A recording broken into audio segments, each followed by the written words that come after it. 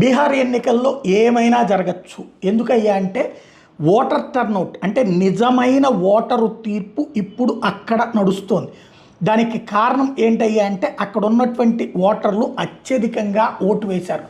60% పైన 65, 66 ఫైనల్గా ఇప్పటికీ నిన్న వేసినటువంటి ఓట్ల పరంగా చూసుకుంటే పర్సంటేజ్ ఇంకా 1 డే పడుతుంది అనుకుంటే వాళ్ళ రాత్రి దాకా. ఎందుకంటే రాత్రి తెల్లవారులు కూడా ఓట్లు వేసినటువంటిది ఉంది.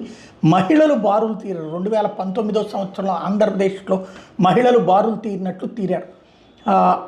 అప్పుడే అతిపెద్దదైనటువంటి సీన్ జరిగింది. కాబట్టి మహిళలు బారులు తీరినప్పుడు అప్పుడు తెలుగుదేశం మేము 10,000 ఇచ్చాం కాబట్టి మాకే ఓట్లు అనుకుంది. ఇప్పుడు అక్కడ కూడా 10,000 ఇచ్చాం కాబట్టి ఆ ఓట్లని మాకేనని ఎన్డీఏ అనుకుంటుంది. సర్వేలన్నీ కూడా Matrize, Dainik Bhaskar, PMARQ, JVC, People's Insight ఇట్లాంటి అన్ని సర్వేలు కూడా మినిమం 133 నుంచి మ్యాక్సిమం 160